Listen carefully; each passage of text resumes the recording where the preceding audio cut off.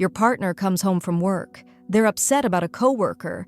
You listen, you offer comfort. But then the story deepens and deepens until they are not just upset, they are in tears.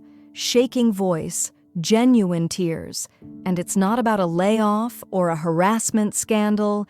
It's about a code review. A technical disagreement at a tech company.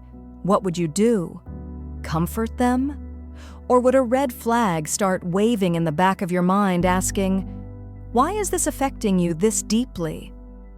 This is today's story. It's not about jealousy. It's about the line between empathy and over-investment, between supporting your partner and questioning their reality. And it asks one uncomfortable question. When does advocacy for someone else become an emotional affair with a problem? Let's meet our couple. A 27-year-old woman and her 29-year-old boyfriend, together for 2 years. He works in tech. She doesn't. For context, this is key. She's hearing everything secondhand, through his lens. Recently, he can't stop talking about a female coworker, and his language is specific. He says everyone at the company treats her unfairly, assumes she's incompetent. But he sees the truth. He says she's extremely smart, great to work with, and that everyone else just doesn't see it. He has positioned himself not just as a colleague, but as her sole defender, the only one who can perceive her true worth in a blind world. This is our first data point. Then he comes home with the incident, a code review. From her understanding, multiple engineers questioned or criticized this woman's code. And according to him, they were all wrong. She was right. Later, he claims, it was proven she was correct. But as he's telling this story, he begins to cry. Actual tears. A shaking voice. This is the seismic moment for our narrator. She's faced with a partner experiencing profound, visceral grief over a professional disagreement that was, in his telling, resolved in his and her favor. The coworker won. So why the tears? They're not tears of frustration for himself. They feel like tears of vicarious pain, and that shifts everything. This is where her mind goes, and where ours likely does too. First, the logical hole. This is a tech company. Code reviews are standard. Is it really plausible that multiple engineers were all unanimously wrong, biased, or blind, and only her boyfriend was the lone beacon of objective truth? As she says, it feels more likely the situation was nuanced. Second, the emotional scale. Crying? Over a coworker's code review, the investment feels disproportionate. Third, the identity of the victim. This is a woman with a solid tech job, likely a high salary. She is not powerless. Yet he frames her as this helpless figure needing his protection.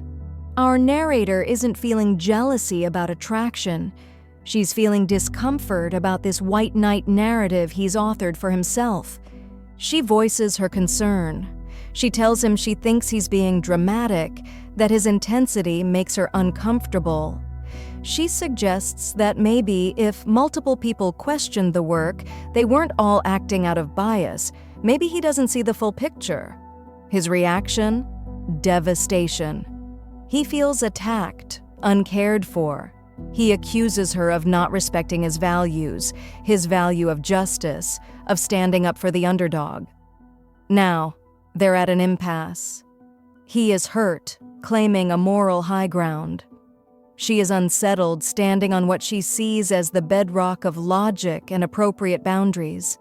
This is no longer about the coworker. It's about their fundamental ability to navigate each other's perspectives. Let's label the dynamic here because it's classic. This isn't necessarily about romantic interest. This is often about white knight syndrome or a rescuer complex.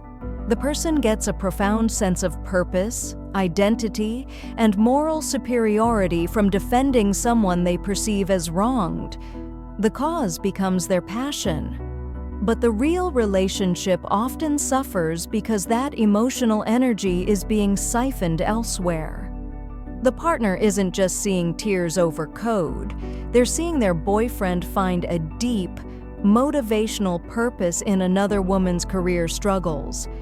That is profoundly threatening to a relationship's intimacy. The real question isn't, is he cheating?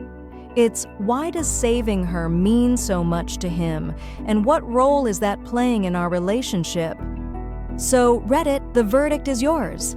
First, is she the asshole for calling him absurd, or was she right to voice her discomfort at his extreme reaction? Second, where is the line? When does defending a coworker become an unhealthy emotional investment? And third, the big one, if you were in her shoes, what would your next conversation be? How do you address the white knight dynamic without being dismissed as jealous or uncaring? Debate your answers below. If these layers of modern relationship drama fascinate you, hit like and subscribe for more daily deep dives into the conflicts no one prepares you for. Thanks for watching.